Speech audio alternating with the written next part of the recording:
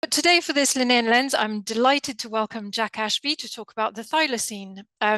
Jack is Assistant Director of the University Museum of Zoology in Cambridge, which is a little gem, and I recommend you visit.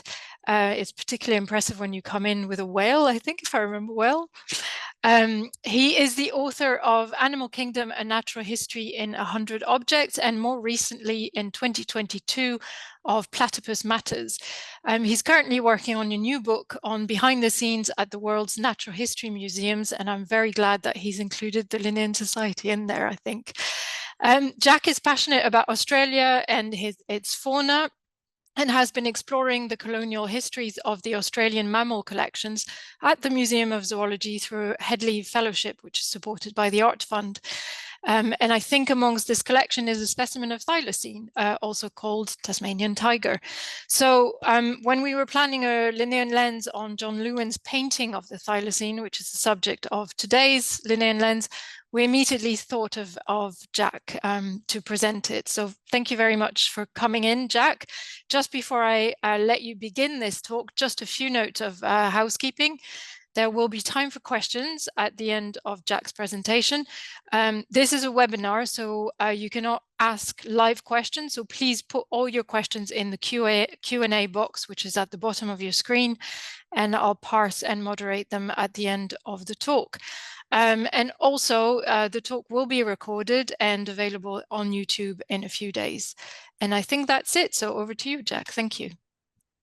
Thanks so much, Isabel, and thanks for coming, everyone. That's a lovely introduction. I don't need to introduce myself much further, but as Isabel says, my areas of interest are Australian mammals, but also how museums present nature to the world, particularly through a colonial bias. So when Isabel asked me to come and talk about the thylacine and this particular painting, I was particularly excited because it really brings together my really things that I'm really interested in. So what can we learn about thylacines through depictions of them by colonists in Australia? And what I'm going to do in my talk is bounce between. So I should also say I spend quite a lot of time in Australia. That's what the picture on the right of the screen is. So that's me with releasing a Tasmanian devil. So I spend a lot of time working on Tasmanian devil facial tumour disease. I say a lot of time, about a month a year, doing field work on behalf of the University of Tasmania.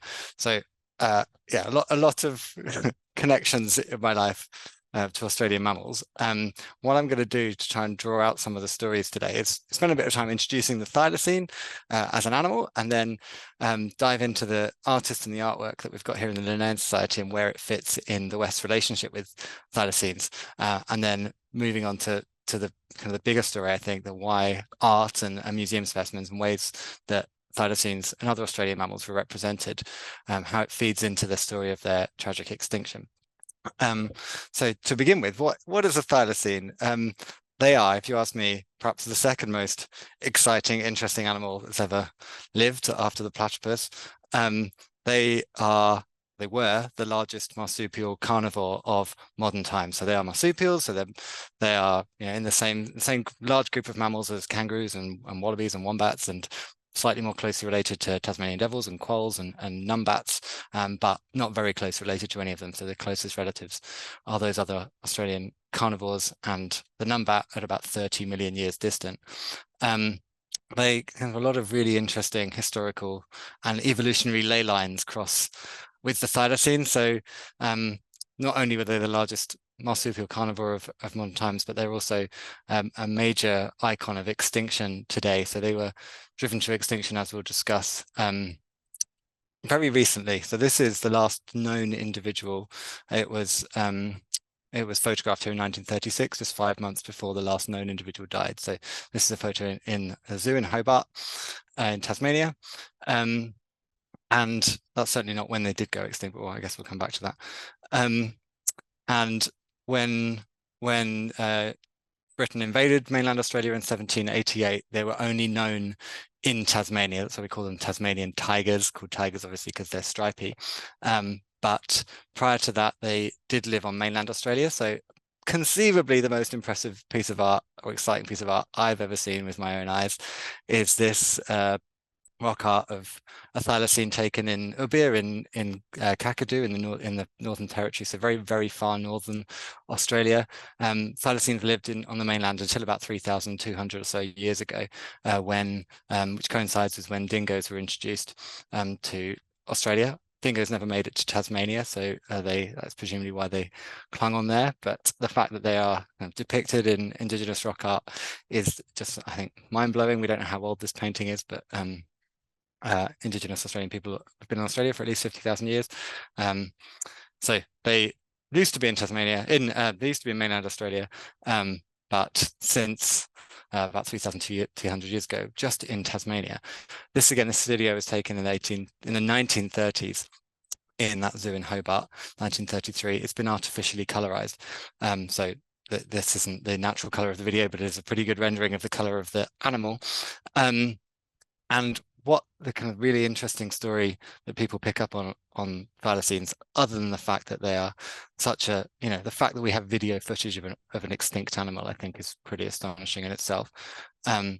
But they are held up as one of the best examples of convergent evolution, which is when the same evolutionary ideas appear on completely different branches of the tree of life. So the members of the dog family and the thylacine both evolved to do extremely similar things, have extremely similar roles in their environment, and so evolved almost identical body plans. If you put the skeleton or the skull of a thylacine and a wolf next to each other, you really, really have to know what you're looking for to spot the difference. They are, the fact that a wolf and a thylacine are separated by 160 million years of evolution, and they've both converged on this same body plan, made them a massive interest to evolutionary biologists since even Darwin writes about them in The Origin of Species.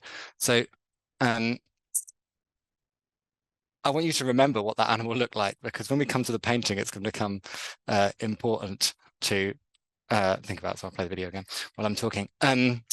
So why they're extinct is a pretty significant story in the colonial history of Australia. Britain invaded Tasmania in 1803.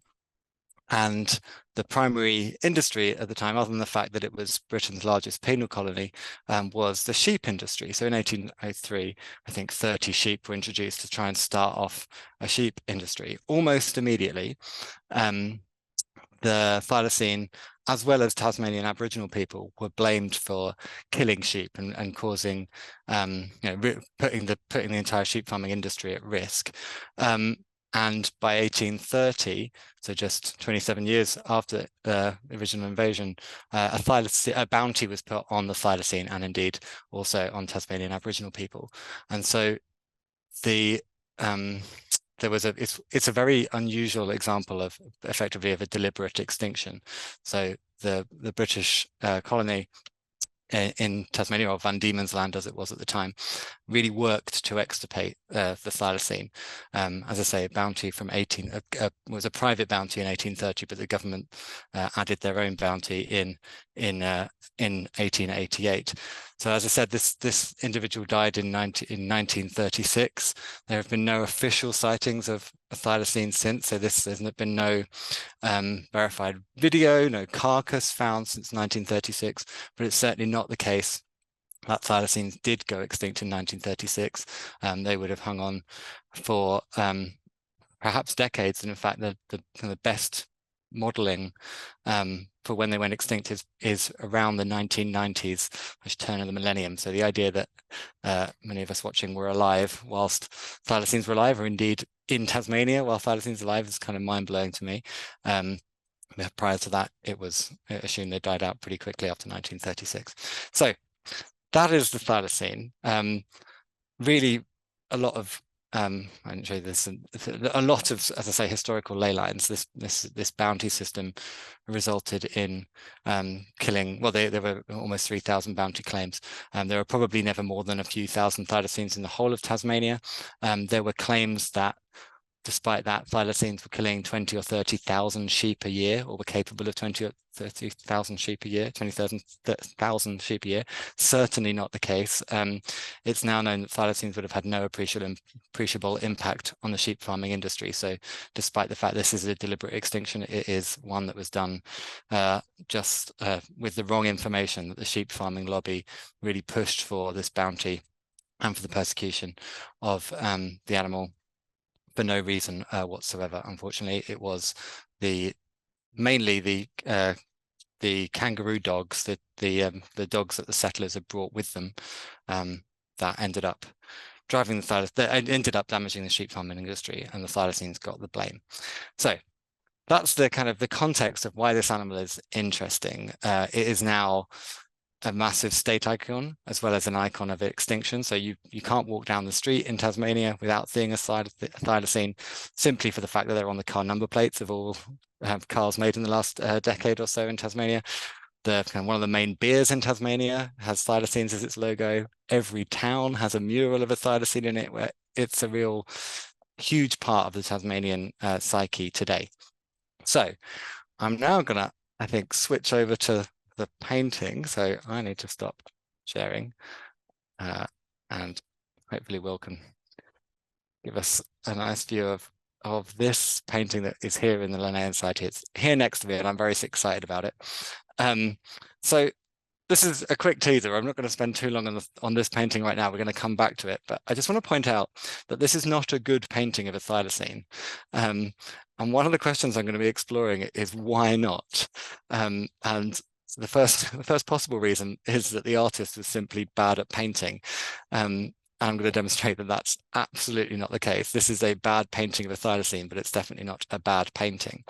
On the back of it, it's written in pencil, presumably by the artist, a new discovered animal of the Derwent. Now, the Derwent is the big river that runs from central Australia, central Tasmanian highlands down into the ocean. It meets the ocean where Hobart is.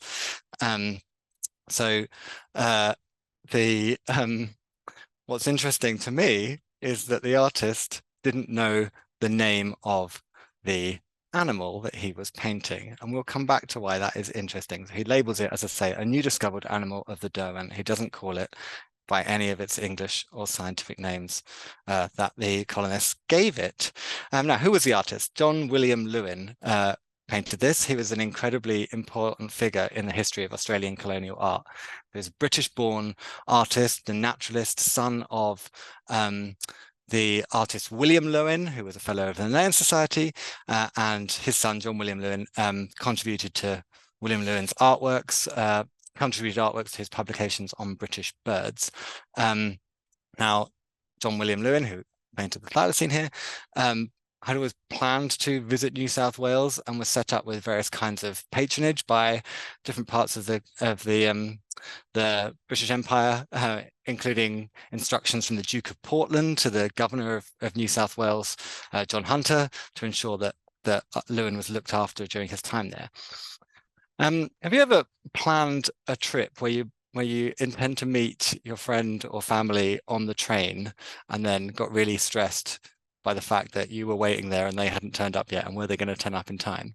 Well, this is what happened to John Lewin's wife, Anna Maria, who was waiting aboard the boat to Australia that they were both set to go to move to New South Wales, which would have taken many months to get there. And unfortunately, he missed the boat. He didn't turn up in time, and it sailed without him. And his wife, Anna Maria, who was also a talented artist, ended up going to New South Wales alone. After the many months of journey, she spent another 7 months in the colony before the next boat brought John Lewin. He arrived in about 1800. He arrived in January 1800. And in doing so, as I say, Australia was invaded by the British in 1788, so it's a very young colony, New South Wales. He became the first free professional Western artist in the colony and was given various government commissioned. So he joined various exploratory expeditions, given lots of artistic work, as well as land grants and some pretty random positions. So he was the coroner for New South Wales. So let's think about why is this a bad thylacine? And I'm going to ask Will if we can have a look at another one of Lewin's artworks here in Linnean, and that is a painting of a satin bowerbird, which is absolutely stunning. And I'm using this here just to demonstrate that Lewin is definitely not a bad artist. This is a really stunning painting of this bird, which, even if you've ever seen one of these, they have these amazing, they're called satin bowerbirds. They have these amazing satiny metallic sheens, which I don't know if it's coming across on camera. It is better coming across better on Will's screen than it is on mine. He's obviously got a better photo card than me, but it is amazing. This is based on a specimen that was shot in the Illawarra, which is just south of Sydney, and Lewin was a significant collector of natural history objects and painter, and used those collections and paintings to produce some really, really important books in the history of Australian natural history. So his first book, Lewin's Prodromus Entomology, Natural Histories of Lepidopterous Insects of New South Wales, so butterflies and moths in New South Wales, which was published in 1805. We just learned minutes ago that there is a copy here in the Linnean Society, but I didn't get my act together in time to ask them to pull it out in time. I didn't even think to ask. So after that, he published Birds of New Holland with their natural history in 1808, and those two books are considered the first illustrated works of Australian natural history. So really important artists in the history of Australian natural history. They were both published in London, but when the bird book was published in Sydney as Birds of New South Wales in 1813, it is thought to become possibly the first illustrated book engraved and printed in Australia. So, and some of the copper plates that he produced there are the earliest plates to have been engraved in New South Wales. And then I've also asked just if we could look at the koala drawing that's here, just for no historical reason other than it's just a really nice drawing of a koala, and if I get to see it, there's no reason why you shouldn't get to see it too. So this is a koala and her young. That's a pencil drawing here, and it I think gets across the character of the koala really, really well. You might think it looks a bit goggly-eyed, but to be honest, if you've ever seen a live koala, they do look a bit goggly-eyed. But yeah, so my point of showing these two artists, these two paintings, is just to demonstrate that there's no doubt that John Lewin was really good at art. So let's go back to the painting, if we can, of our thylacine, and just unpick it a bit. Now, if we ignore the animal for a second, look at the landscape as a whole. Now, if you've ever seen a painting of a kangaroo by George Stubbs that he painted in 1772 on the back of, he painted it in England, back on the back of specimens and drawings that were brought back on Cook's voyage, 1770 to New South Wales, to Australia. You might recognize this background idea that this painting of a kangaroo by Stubbs became the archetype of kangaroo-ness for perhaps a century. And if you were to Google it, now, Google kangaroo by George Stubbs, you'll see a kangaroo sat on a rocky precipice with a kind of rolling, treed, hilly background behind him. So for me, my first impression was this looks like a thylacine stuck on Stubbs's kangaroo setting. But actually, unlike the Stubbs painting, which, as I say, was drawn in England, this actually looks like Australia. So those trees in the background are eucalypts. They have the kind of the thin multi-stemmed branching crown of a eucalypt. We could even imagine this is probably in the Blue Mountains. There's this eucalyptus haze that you get over a eucalypt woodland, that this kind of this bluish cloudiness, haziness over the trees. This isn't just a British parkland or the Yorkshire Dales. It is an Australian landscape, expertly and perhaps for the first time, brilliantly presented. If you ask me, it doesn't look like Tasmania. Those hills do not look like hills around the Derwent. They look far more like the Blue Mountains, which is just north of Sydney, where where Lewin was. So that kind of makes sense. So the painting is a good one, but let's look at the thylacine. What's wrong with it? Firstly, the neck is really elongated and pulled out in quite an unnatural way. The head is too tapered, the whole body is too low, the legs certainly are too short, the tail is too skinny, but at the same time the rump is really fat. This does not look like a live animal. In fact, it doesn't look like any animal, which is interesting.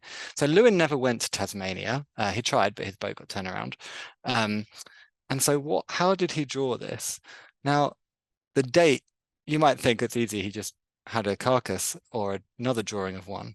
Now the date, this is where the date and the timeline get interesting. So here in the catalogues here, it's in one place registered as coming from 1809 to 1817, but on the box itself of the artwork, it says it's from 1809.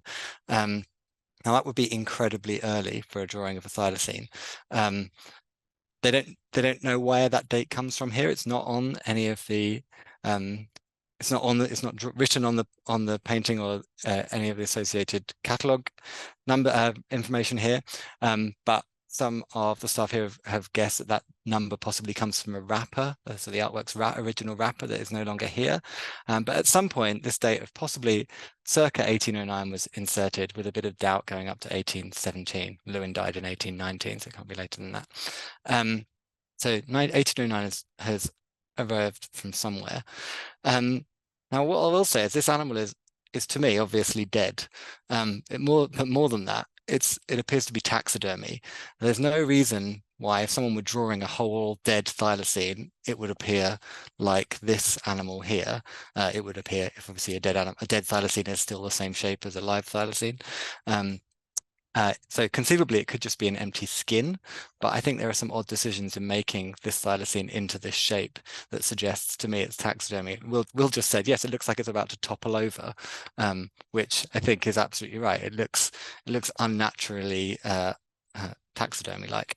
And the fact that it doesn't resemble any known animals is interesting, because usually when someone's drawing an unknown animal or an unfamiliar animal, they kind of use another animal that they're more familiar with as an inspiration. So I think that Lewin is using this, has used some other cues to get to these odd decisions in making an animal this shape. It's possible that it's from another drawing that he's copied, or what I think is, as I say, more likely, of taxidermy. But if it were from 1809, or indeed 1817, this would be incredibly early in our relationship with thylacine. So where does it fit? So brief timeline of the West's relationship with thylacines.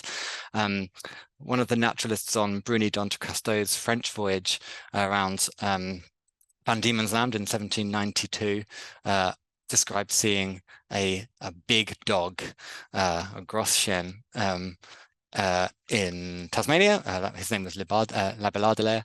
Let me say that again. Labillardiere. And that's most likely a thylacine, because there were no other dog-like animals in Tasmania. As I say, Tasmania was invaded by the British in 1803, but by 1804, nobody had seen a thylacine. And the first detailed description doesn't come until 1805, which is when the Lieutenant Governor of Tasmania, Lieutenant Governor Patterson, describes one in the north of Tasmania, say in 1805, and compares it to a hyena, which I'll come back to as a comparison that is widely used in the 1820s and 1830s, that feeds into the notion of a sheep killer. And then the next drawing of a thylacine, in fact, the first drawing of a thylacine to reach the West, came here to the Linnean Society in 1807. So yeah, if we can have the transactions book, the transactions of the Linnean Society, published in 1808. So this here is really how the West came to know the thylacine. So it was sent by the Deputy Surveyor Governor in New South Wales, George Prideaux Harris, who sent the drawing. He sent the drawing from New South Wales in 1806, arrived here in 1807, and was published in this volume in 1808. And in it, they describe the animal as the zebra opossum, or the zebra wolf, or Didelphis cynocephala. I'll come back to what that means. This, just as an aside, so on top of it is also the introduction of to the Western world of the Tasmanian devil, and the bottom one is the thylacine. This is a really strange scientific illustration. This is a point that Carol Freeman makes in her brilliant book on the kind of the history of the art of the thylacine. This is an unusual scientific illustration. The Tasmanian devil on top is much more typical. So why have we got a seated kind of coy looking animal glancing over its shoulder? And the explanation is that the animal that's been drawn has been caught in a trap, and it's assumed that the door of the trap fell on the animal's spine and broke it. So the animal we've got here is dying and unable to stand up. So it's been drawn in the seated position. What's interesting is that this is in fact the only illustration of a thylacine ever taken in the wild of a wild living animal, only just if you count the fact that it was in a trap and dying. So this is the first and last Western depiction of a live wild thylacine. There's also one wild live thylacine photograph from 1930, taken a few seconds, if not minutes, a few minutes, if not seconds, before the animal died of being shot.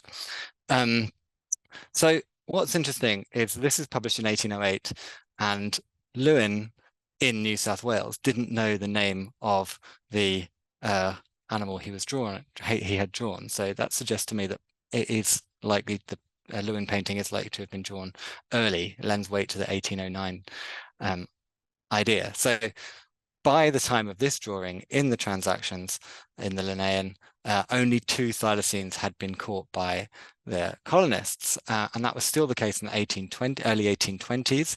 So it stands to reason that Lewin had either drawn one of these 2 thylacines that were captured, either by Harris or Patterson, or he got hold of another one which hasn't been recorded in the historical record, which is probably quite unlikely, or that these 2, one of these 2 thylacines was preserved by someone and they drew it and he copied it. But my own take is that the animal in the painting appears to be taxidermy. So either the one that Patterson described in 1805 or the one here in this book in 1808. And that I think would make it quite well, it is a very historically important drawing of the thylacine. And indeed, what's really interesting is that I just put these pieces together this morning. In 1811, the first thylacine specimen turned up in London at William Bullock's museum, which was just it's about 100 meters along the road here on Piccadilly in central London. And it isn't the same dimensions as the one that Harris describes here in this book, 5 feet long. So maybe it was Patterson's one, but is it a coincidence that Bullock's thylacine was then actually sold here to the Linnean Society in 1819? So the first ever thylacine to come to the UK, to Europe, was here in the Linnean Society. It was sold on in 1863 and now was considered lost since probably the 1930s. We can't match the stripe pattern in Lewin's illustration to the one surviving now. So the final thing to say is that the painting was donated in the painting was donated here in 1821. So is it too much to speculate that the people that donated the painting did so because the Linnean already had the thylacine?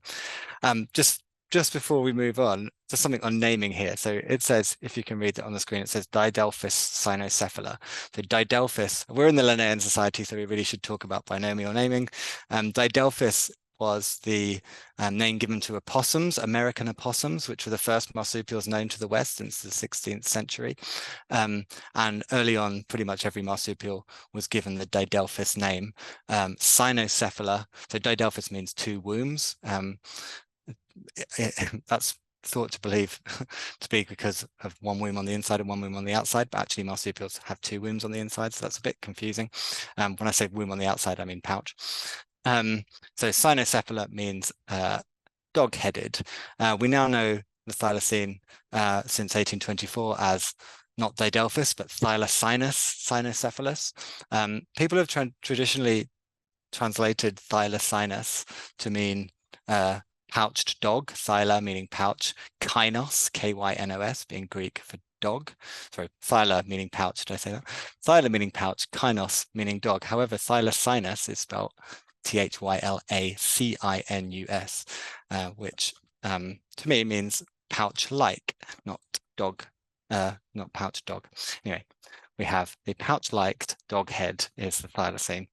And just before I move on, what I really like in this copy of Transactions is that just a couple of pages on, there's this ghost image of the thylacine that's bled through a couple of pages through, which I just, as a ghost image for an extinct species, I think is quite poignant.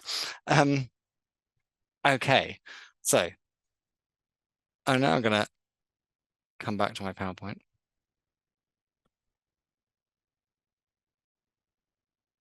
Am I back? Yeah. So what I want to say is, there's interestingly, if you remember Lewin's thylacine, there's some taxidermy in the museums around the world that resemble it incredibly closely, and that is quite possibly a coincidence, because as far as I can tell, this painting was never published. But this is here in one in the Queen Victoria Museum in Launceston in northern Tasmania. But there are also thylacines that look exactly like this, with the skinny neck, the skinny tail, and the elevated rump and short legs. There's also other specimens like this in Marseille and Paris. And then the big part of the story is that even in that illustration that Lewin did in 1809 to 1807, we've got the teeth out. Now that's interesting. That's that early part of the story, but pretty much every depiction in the 19th century of thylacines is elevating this vicious snarling trope of a wolf-like animal. So there are some really sensitive, beautiful drawings of thylacines done around the 1850s and 1860s, particularly of animals in London Zoo. So the first live thylacines reached the UK in 1850. John Gould's Mammals of Australia has some really beautiful, sensitive thylacines, but they are unusual. What's far more common is this wolf-like, shaggy, quite unlike any thylacine specimen I've ever seen, growling animal. And then also, so that's in the art, this also comes across in the taxidermy. If you go to any naturalist museum with a thylacine taxidermy, it is very likely that, unlike that one in Launceston, you'll get this toothy, vicious, snarling beast. So this one in Cardiff in top left has even got its lip curled to show you the gums. The one in Oxford on the right has got some eyebrow snarling, ruffled brow to make it look particularly dangerous. These all feed into the idea of the thylacine as a sheep killer. So these paintings and illustrations and drawings describe these as vicious animals. The taxidermy then backs that up as a subconscious message that this is a dangerous animal. And we see exactly the same tropes in taxidermy of hyenas, of wolves, even of foxes. So these are all kind of subliminal adverts for fox hunting, for thylacine hunting, for controlling hyenas, as they were in Europe, and then Asia and Africa. And it feeds back into the name. So again, according to Carol Freeman, who, as I say, wrote this wonderful book that I'll show you at the end on the art of the thylacine, that name that they were given, dog-headed opossum, Didelphis cynocephala, disappears pretty quickly, and it gets turned into marsupial wolf or marsupial tiger or marsupial hyena, or, as I say, Tasmanian tiger. So this concept of a dangerous animal that needs controlling comes across really strongly in the naming, in the art, and in the taxidermy. And all of that feeds into this notion that they were, as I say, dangerous sheep killers, fed into the bounty system. This is how they were described in books. And more than that, the language that was used to describe thylacines was not just dangerous, but inferior and stupid. In fact, inactive and stupid get repeated a lot, and those words actually originate in that Transactions of the Linnean Society in 1808, when George Harris, who's writing the description, is talking about this animal as it lays dying, and he's saying, oh, it's dying, it's inactive and stupid. And then everyone who then follows writing about thylacines for the next 100 years, calls the whole species inactive and stupid, even though they can see where the original description is actually talking about one dying animal. And that's important because it feeds into a much broader narrative about Australian natural history, particularly their mammals, where the whole continent's mammalian fauna is described as inferior or primitive or odd or bizarre, and we still talk about it today. In Australia, everything there is trying to kill you. This is all kind of suggestions of the savageness and primitivity of Australia, which were also tropes that were put on to the Tasmanian Aboriginal people, as they were suffered a horrific genocide at the hands of the British between 1830, when a bounty was put on their heads, up until the 1860s, when people who were described problematically as the last full-blooded Tasmanian Aboriginal people died. This QR code, if you're interested, I won't go into it now, but this is a paper I've recently written about the links between the way that thylacines were treated and the way that Tasmanian Aboriginal people were treated, and how that have a great deal of parallels, and how they drove how those instances drove museum collecting. So these are a few of the skins we have in the University Museum of Zoology in Cambridge that were collected by someone called Morton Alport, who was also responsible for sending all of the Tasmanian Aboriginal people's skeletons to European institutions. And my point here is that this idea of primitivity and inferiority that was put on thylacines was a means of kind of justifying their extinction. So rather than blaming the fact that Europeans have been deliberately shooting them for almost 100 years, or for over 100 years, they were blaming the fact that they were too primitive to survive in the kind of the modern world, which obviously completely diminishes what was actually being done to them under the bounty system and habitat clearing and all of those things. So these tropes come across in the paintings. It's interesting that one like Lewin's painting in 1899 does have its teeth bared, or even if it was 1817, because this is very early days of the colony in Tasmania. So the fact that that is coming across is really interesting to me. I think, so I just wanted to flag Carol Freeman's book on how artwork shaped our relationship with the thylacine. Interestingly, John Lewin's painting isn't in this book. So, there's obviously a story to be told. If you're interested in how notions of inferiority and oddness and bizarreness have been used to describe Australian mammals since the beginning, that's my own book, if you'll forgive the plug on the right, Platypus Matters. But it's the thylacine is in there quite a lot as part of that story. And that is where I'm going to finish. Lewin, in my opinion, drew the best early depiction of a platypus, so I just wanted to share that with you on the screen here. And I am going to end there. Thank you so much, Jack. That was amazing. Where is that image of the platypus kept? Oh, I don't know. Sorry. Sorry, I forget I asked. I'm going to say it's in the Mitchell Library in New South Wales, but I could be wrong. Okay, I'll let you have a drink. And thank you so much. That was really interesting. I've learned a lot about something in our own collection, so it's great. We've got quite a few questions, and I suspect some more will be coming in. So there's a couple of questions right at the beginning about the extinction of and the causes of extinction of the thylacine, and both of these questions are about the fact that you mentioned that it was probably didn't go extinct until the 1990s. One of these questions is about, could you explain about the modeling, etc.? Where's the evidence for the fact that they kind of survived until the 1990s? And then the second half of that question is from someone else saying, what caused the extinction? Was there an environmental aspect, or is it an estimate based off other examples of extinction? So the 1990s or turn of the millennium date comes from a paper that came out 2023, possibly 2022, by someone called Barry Brook. If you were to Google Barry Brook extinction of the thylacine, you would find not only the paper but some less academically written conversation pieces and things like that. Basically, Barry and his team did this really, really incredible scoring of every hint that thylacines might still exist post 1930 actually. So the last known thylacine was shot in the wild was taken from the wild in 1931, and the last one died, say, in the zoo in 1936. But he and his team scored. So there have been 1,200 thylacine sightings since 1936, something like that.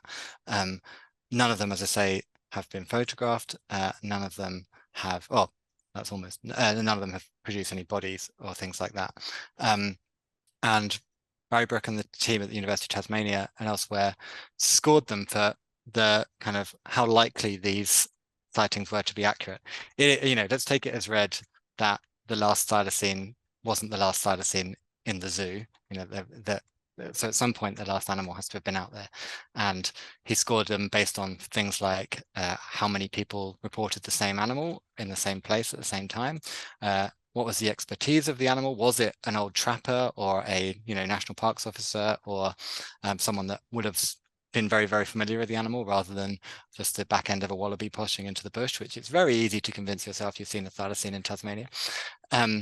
And basically scored all of these things qualitatively and put them through a quantitative model, and the most likely date comes out around 1990. But even if that's not, even if you were to score them much more conservatively, it still comes out as a very similar result. So it's a very clever system for working out the likelihood of survival of extinct or rare animals, because obviously it's very hard to detect any rare animals. The second part of that question was about the reasons for extinction. So the reasons for the extinction are pretty well established as being hunting, but through persecution, but also at the same time habitat loss for the conversion of Tasmania, particularly eastern Tasmania, into agriculture. Thank you. There's quite a few questions about taxidermy, but I'll come back to that in just a bit. There's just a comment from Ray Heaton, who's one of our fellows, saying, "Great talk, Jack. The satin bower bird looks somewhat elongated." Mm-hmm. He says, "I remember a much more rounded body in the live bird," which. Well, yeah, I mean, I guess when you draw from dead animals, you can't get the perfectness. Well, I don't know. I'll take your word for it, Ray. I've seen it. It looked bowerbird-esque to my eye. But yeah, I've paid slightly less attention to the birds than the mammals. So yeah. And on the painting itself, Bob Peck says, "Have you seen Edward Lear's painting of a thylacine? It was painted in 1830s and appears to be from a live animal." And he asked, where would he have seen one in London at that time, since the first live one did not get to the London Zoo until much later? Yeah, interesting. So the first live thylacine definitely arrives in London Zoo in 1850. That's the first one to leave Australia. So yeah, Edward Lear seeing one in London in 1830, I don't think that could have been possible, but there were other illustrations of them circulating by then. As I say, not many. And yeah, actually, I couldn't answer much more detail than that, I think, at this moment. But yeah, I'm certain of the 1850 date at London Zoo, though. So there's 3 questions on taxidermy. First of all, I guess let's start with what causes poor taxidermy. Does it result from a lack of description visual aids of the animal, or is it the skills of the taxidermist, or a big mix of both, or how do you end up with bad taxidermy? In many ways. So yeah, you're right that it could just be that bad taxidermy is made by bad taxidermists, but often you can get high quality taxidermy in that it's made well, that just doesn't look like the live animal, and that is particularly true of Australian animals. And it is, as you suggest, that sometimes, or very often, the skins were sent to Europe or were sent to the taxidermist, be they wherever they are in the world, without the whole animal. So the taxidermist would then have to use their anatomical knowledge, which is usually significant, to kind of flesh out what they expected an animal of that general proportions to be. And obviously sometimes they can get it wrong.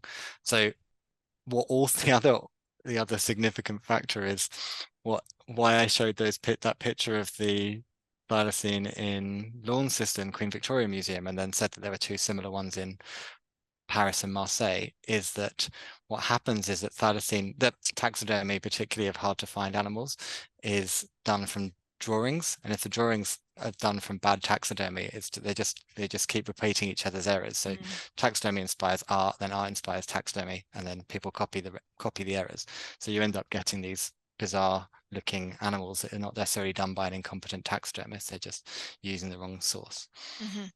Thank you. Leah Demetriou says, on the note of the thylacine being taxidermy, the tapered, unnaturally thin taper that the tail has suggests that it is based on a poor mount as well. Sorry, did I read that? Okay, did you get that? Are there any examples of early taxidermied thylacines that are still extant? Because she says, I know there are some competent mounts which are fairly accurate, but do any of the poor ones survive? Yes. So those three I just mentioned, I guess I would call poor ones. Some of the highest quality early ones, in my mind, there's some from the 1820s, which, as I say, is early in Naturalis in Leiden, so the main natural history museum in the Netherlands, that are incredible. I think they've got like bad eye. They've got the wrong eyes. They've got the wrong glass eyes in them because of course the taxidermists won't have seen what their eyes look like. But the body is the right shape. The color is incredible. They've never been on display, so they've never faded. But yes, so there's some really high quality taxidermists in Leiden. But yeah, I don't know if there's a pattern in the earlier ones being worse than the new ones. That they're a mix. Like you get a lot of bad thylacine taxidermy, but they're the best ones, in my opinion, are in Berlin and Adelaide. I can't remember when they date from. Well, there's someone who has seen 18 thylacine taxidermies of differing qualities. So, as you're saying, in the past 15 years, and he agrees with what you mean about the painting being based on a taxidermy mount. But he says, I'm aware that the Cambridge Zoology Museum holds 6 skins behind the scenes. Has the museum ever thought about putting on a temporary display about the thylacine using some of the museum's wonderful specimens? Yeah, I think there's a bunch of us who try and see as many thylacine specimens in museums around the world. So Clearly. I salute that effort, certainly. Yeah, the skins in Cambridge, I would say, are up there as being the best color preserved specimens we had. I put them on one of the last slides there. They're still the darkest, richest colors. And that causes us a bit of a conundrum in that they deserve to be seen because they're really high faithfulness to the original thylacine, but putting specimens on display damages them. So there is inevitable light damage that is done to them. They're also not tanned, so if you were to knock them, they sound like you're knocking on wood. They are green skins, we call them, which makes them slightly more hard to care for. But it's something I've thought about, but I would worry about the fact that obviously we can never get any new ones, and there are lots of thylacines on display. There's about 100 skins around the world. Sorry, there's around 100 taxidermy specimens around the world of thylacines. There's about 800 specimens in total. So whilst we have only skeletons on display in Cambridge, it would be great to put them on display, but I think my own view is that I would be worried about the light damage that would then happen to them. Can you say a little bit more how they're kept at the moment? Sorry, that's not in the questions. It's just they're in a chest, in a skin chest. In environmentally controlled, cold environment, and controlled humidity to prevent pests, which is the main threat other than light damage or fire and flood and things like that. So yeah, they're kept safe. Good. Jenna Murray says, I've seen the company Edge is working on trying to bring back the thylacine. Do you think they could be successful? And do you think we should be trying to bring back extinct species? I have quite strong views on this. So go for it. But yeah, so I think I'm not surprised that people are asking that, and there's few people on Earth, I think, that would like to see a living thylacine more than I would. But I think that I have answers to both parts of your question. Is I don't think they can be successful, and I don't think they should be trying. I think that the kind of the genetic technology is obviously has come amazing, the amazing distance since even the first extinct animals genes were sequenced, which I think was in 1984 with a quagga. And now we can read entire genomes and, doing incredible things that happen in a very short period of time. So it is a bit risky to say it will never be possible. But to my understanding, and I'm not a geneticist, my understanding is that there are steps that just simply can't be got through, that the fact that we will never be able to. So the way if we've got time, I could very briefly explain how. You've got 8 minutes, and there's only 3 little questions left, so go for it. I'll give it a go. So the way that this would work, so it's the theoretical means of genetically engineering an extinct species back, like a thylacine, is that you take a closely related species and you map its genome. So you come up with every nucleotide pairing in its however many billions of nucleotides that make up its chromosomes.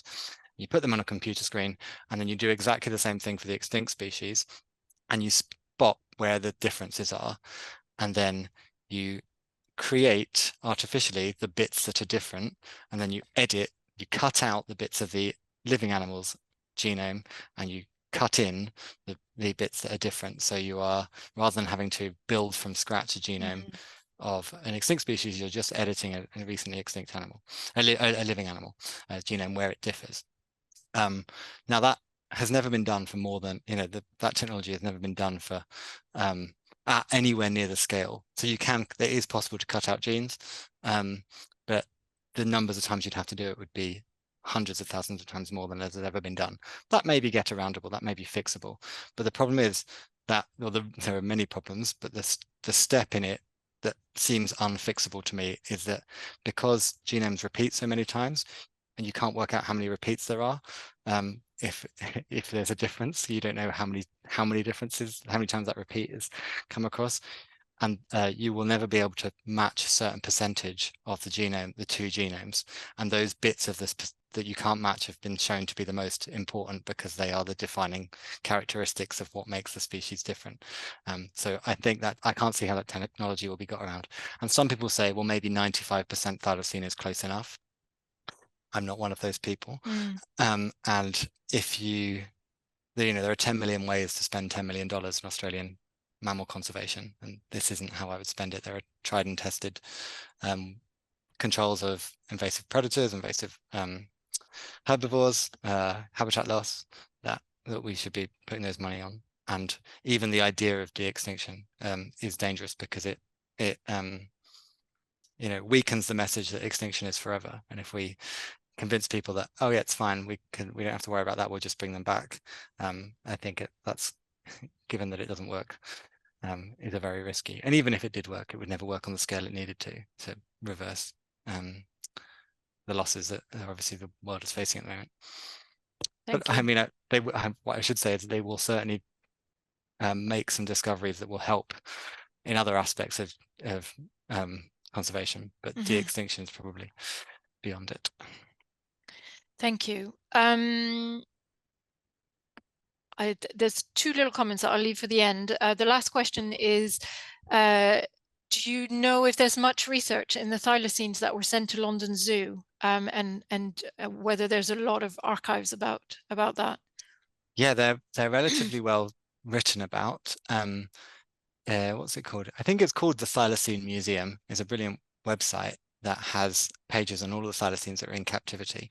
So if you Google Thylacine London Zoo, Thylacine Museum London Zoo, you'll find quite a lot of it. I'm going to say there were 9 thylacines at London Zoo over the course of the 1850s to 1920s, but it was around that number, so more than any other museum zoo outside of Australia, possibly even more than any other zoo. We have some of the remains in the Museum of Zoology in Cambridge that come from London Zoo. Oh, right. As well. Okay. Yeah. To preserve remains. Good, thank you. And just to finish, Gina, who has managed to join us from the south of France, just did say that the accession registered here at the Lynn. So Gina is our retired librarian here at the Lynn, and she does say that it is probably the question of the date and where it comes from. The drawings did get removed from the original wrappers because often they were poor qualities, but notes were generally made of any key information on the wrappers. So that's probably where the date of 1809 came from. And she does thank you for a very revealing talks on many levels, including learning more about Lewin. So thank you. And the last comment is just to say that the painting of the platypus is in the State Library of New South Wales, Mitchell Library. Good. That's what I'm pleased that was in there somewhere. Yeah, Thanks. there you go. And we have come to the end of the questions with 3 minutes to go. That's perfect timing. Thank you very much, Jack. That was a brilliant talk. And as Gina said, we've learned a lot more about our own collection. So that was very good and quite poignant as well to talk about an extinct species. So thank you for coming in all the way to give this talk. Our next Linnean Lens should be on the Tuesday, the 9th of July. The subject is yet to be confirmed, so just keep looking at our website. And it should be announced as well in Linnean News if you do receive our monthly newsletter. But in the meantime, we also have lots of other events online and on site. So do keep looking at our website. And thank you all for joining us and have a good afternoon. Bye for now.